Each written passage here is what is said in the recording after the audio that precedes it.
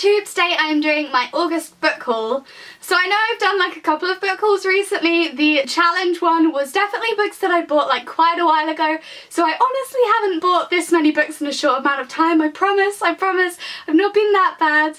But yes, I picked up several books in August and here's what I got. So I've been seeing Susan E's books around sort of on social media and stuff for like over a year now, and I saw this one in a charity shop, and I know this is like the third in the trilogy, but considering it's about £1, I thought I'd pick it up because I'm really intrigued to read these.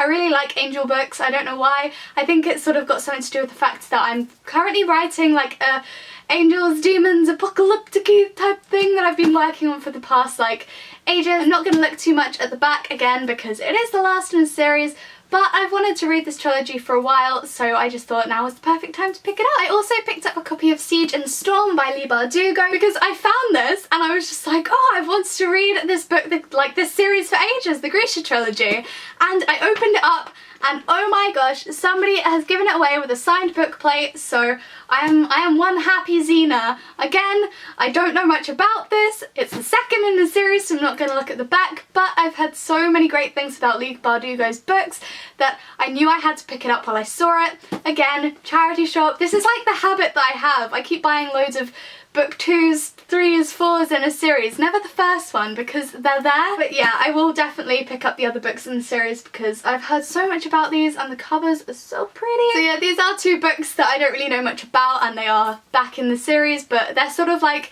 authors that I've heard so much about, so much like praise and stuff, that I knew that I was going to pick them up. The next book that I picked up is Jason Bourne in the Bourne Identity. I absolutely love the Bourne Ultimatum films so much, and then when I discovered that they were releasing a new film and then I saw the book, I was just like, oh my gosh, did not know they did books of these, so I had to get it because I'm really excited for the movie. I still need to see it. It was one of those series where I always wanted more movies, and now not only is there another movie, but there are books. So yeah, gonna get them all. I'm really excited to read this. Plus it's a proper chunky book. So I will just give you like a quick read of like the tiny blurb on the back to give you an idea of what they're about. Basically, so Jason Bourne was found floating in the sea, nearly dead, a man with no past. Implanted beneath his skin is a frame of microfilm, and on the film is a number which leads to a Zurich bank account in the name of Jason Bourne holding $4 million. Suddenly Bourne is the target of assassins and at the heart of a deadly puzzle. He's fighting for survival as he tries to uncover the layers of his buried past. No one can help him except one woman, and now both their lives are in danger. So it's a really fast-paced movie, so I'm sure it'll be a really fast-paced book. I've sort of spoken to like a few people and they didn't realise that there were book versions of the Jason Bourne films either. So yeah, if you love the films, like there is a book, you should totally get it and we can all read it and just like fangirl. Next up, I finally picked up Off the Page by Jodie Picoult and Samantha Van Leer, and I've heard so much about this over the past few months. It's basically where characters from a book literally step off the page, come into the real world. So I think it's sort of a spin-off of a different book, but also you can read it as a standalone. I think I do want to get the other book as well at some point, I can't remember its name. But yes, so this sort of is about the girl who has wished her characters off the page, trying to sort of live out her favourite book with this character who's trying to adjust to life out of the book, and it just sounds like a really fun, light-hearted tale. So yeah, I picked this up, plus it's like a really pretty cover. It just looks very upbeat, and I don't know, I've sort of heard so much about it that I thought, why not give it a go. So after reading Kendall Blake's Three Dark Crowns as well, I picked up a copy of Anna Dressed in Blood. Again, charity shop, but I'm just so excited to read more by her because I absolutely loved Three Dark Crowns. Oh my gosh, so good. You can expect like a book talk in the future because that book is just, it's so amazing. Even though I now don't know if I'm gonna like buy a new book of it because there are 3 covers for that series and I don't know which one I want, and I've got the, it's just decisions. So yeah, this is about a girl who is dead, I believe, and kills people, and yeah, it says just your average boy meets girl, girl kills people story. So, you know, casual, pretty casual. But yeah, I think this is a book series that sort of had a lot of hype around it a long time ago, but I'm completely out of the hype for it because I never noticed. But people have been commenting on like me saying that I've bought this, saying, oh my gosh, you need to read it. So I'm gonna read it and I'm excited to. I think this is a trilogy.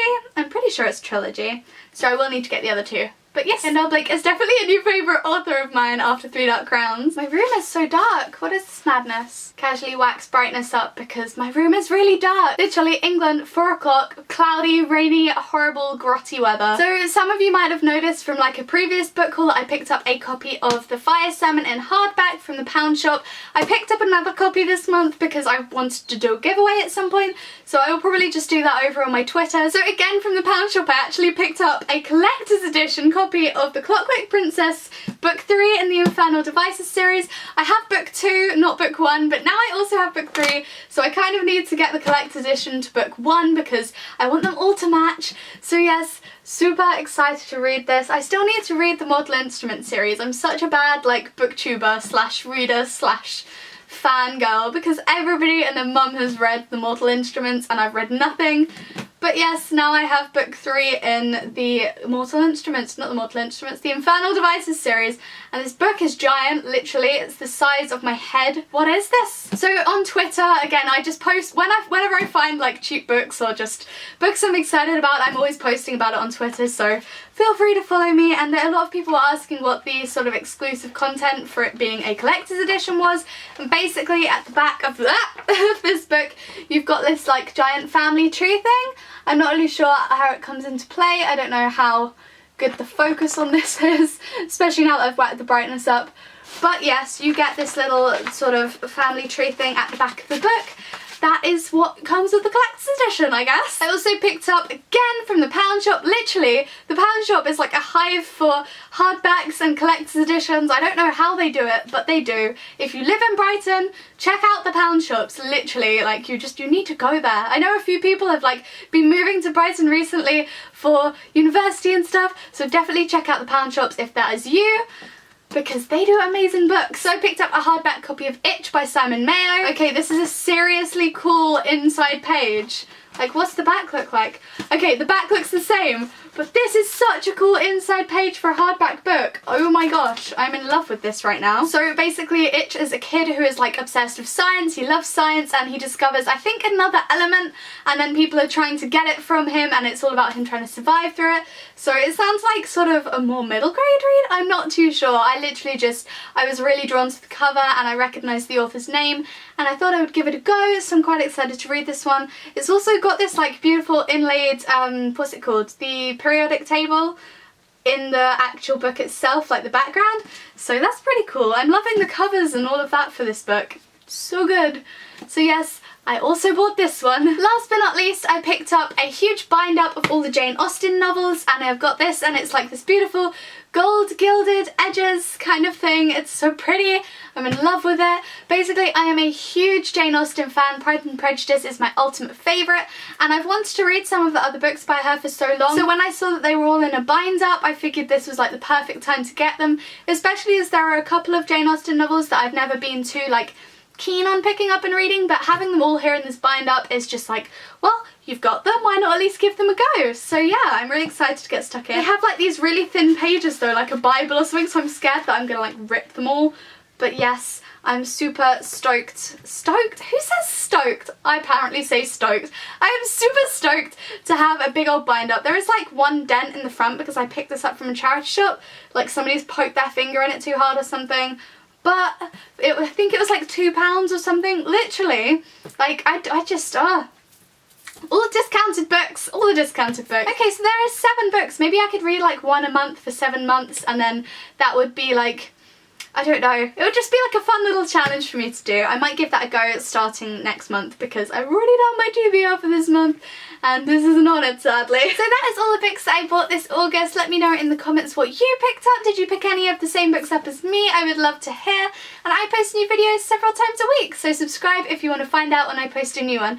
And I will see you next time, guys. Bye! Ah! Oh my gosh, Effie, stay. Stay. Stay. Kendall Blake is definitely a new fave. Ah!